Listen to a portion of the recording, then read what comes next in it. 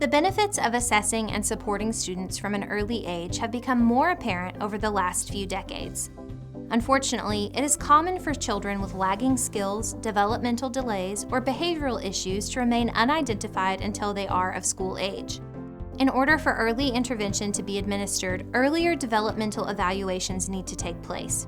In this video, we will focus on identifying appropriate evaluation strategies, which developmental assessments are valuable and why, and what happens after a disability is identified in a preschool-aged student. Let's get started.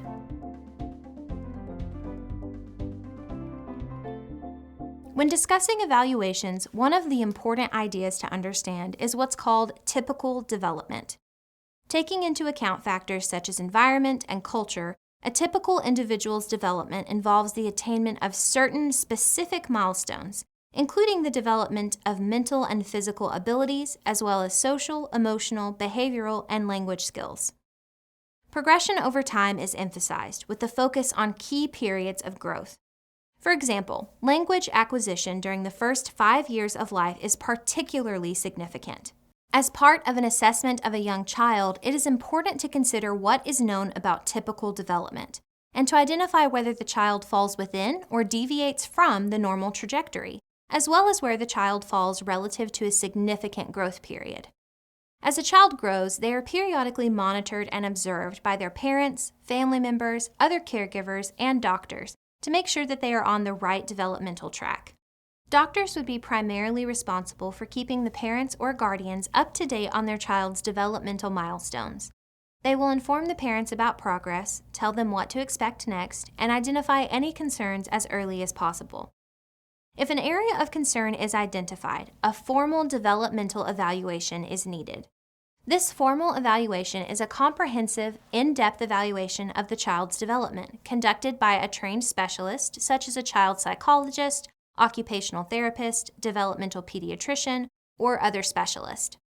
The specialist determines whether a child needs special treatment or early intervention using specially designed tests as well as interviews with the parent or caregiver. In order to help doctors around the country align, there are a number of developmental milestone checklists available, including some from the Center for Disease Control. Specialists use developmental assessments to look at specific growth milestones of young children. A significant objective of the assessment is to evaluate the child's cognition, which is their ability to learn and understand. Additionally, assessments seek to determine how well the child communicates and measure their social and emotional development. Another consideration would be how they are physically developing, specifically with their fine and gross motor skills. Finally, they are evaluating the child's adaptive behavior, which are the practical and real-life skills such as getting dressed or feeding themselves. This evaluation includes assessments, observations from the practitioners, and also conversations about what caregivers are noticing at home. Assessments are generally divided into two categories: norm referencing and criterion referencing. In norm-referenced assessments, a child's performance is compared to the performance of other children of the same age in the form of a standard score.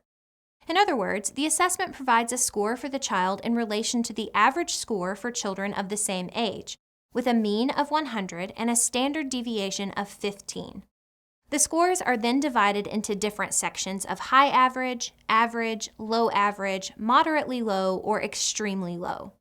This makes it easy to understand and to compare a child to a typically developing child of the same age. Alternatively, children's specific skills or knowledge are measured by criterion-referenced assessments of their skill level compared to a set of standards-based expectations, such as reading skills, social skills, or writing skills. As part of the assessment, students must demonstrate that they have achieved the pre-specified qualities or criteria, but they are not compared with an average or norm for their age.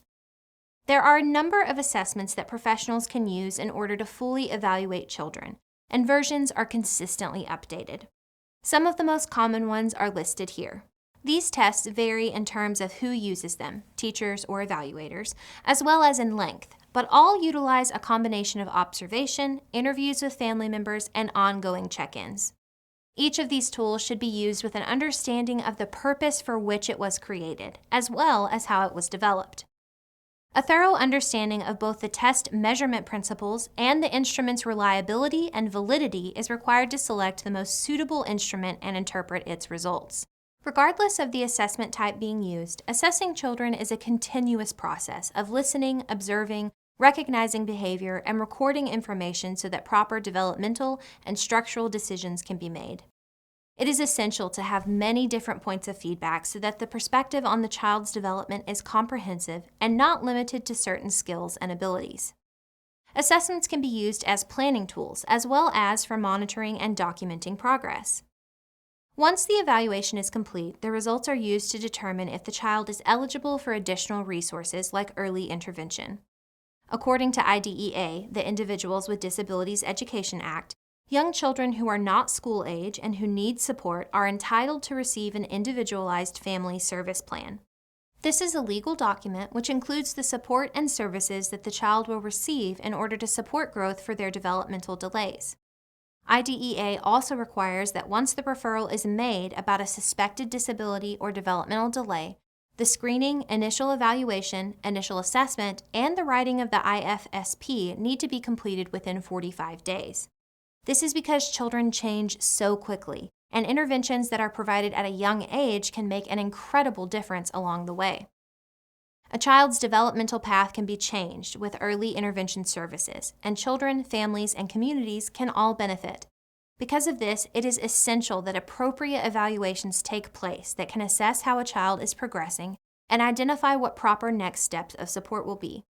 With the evaluations as well as insight of parents, other family members, and care providers, a proper plan can be put in place to improve children's education and personal outcomes, along with enriching the lives of their families.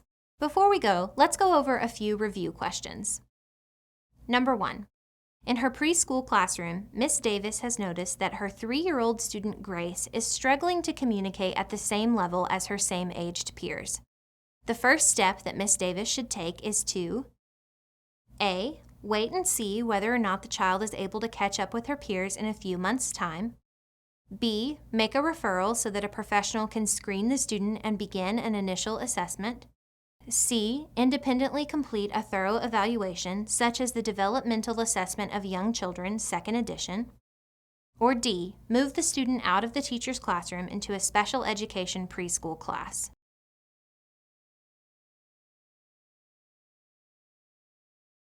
The correct answer is B, since when checking to see if the child is reaching developmental milestones, the goal would be to identify any concerns as early as possible in order to best close the gap.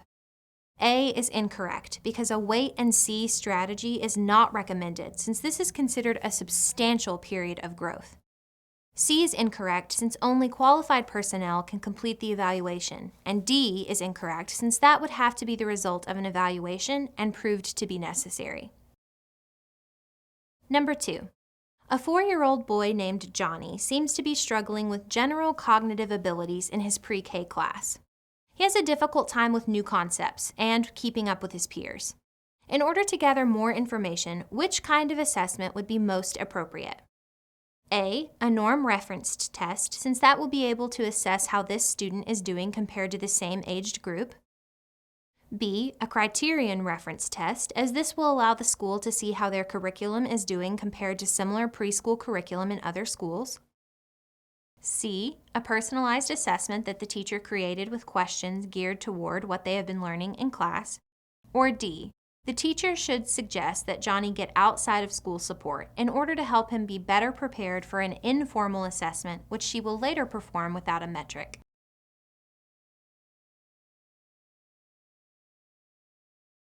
The correct answer is A, as a norm reference test gives the best comparison to other 4-year-old students and is able to give some perspective outside of their direct school.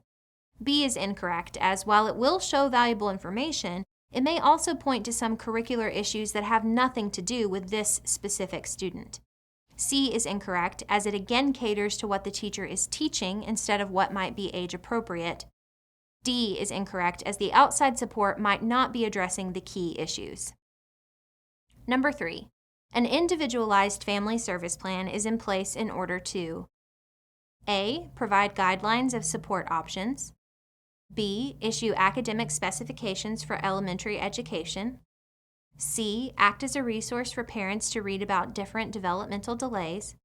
Or D, provide a legal document that includes the support and services that the child will receive.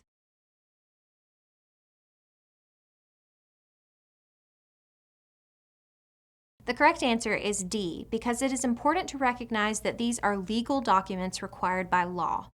A is incorrect because guidelines are suggestions and not required. B is incorrect because it does not address these factors. And C is incorrect as, while it may have these components, it is not the primary goal. I hope you've enjoyed this video on identifying appropriate evaluation strategies. Thanks for watching and happy studying.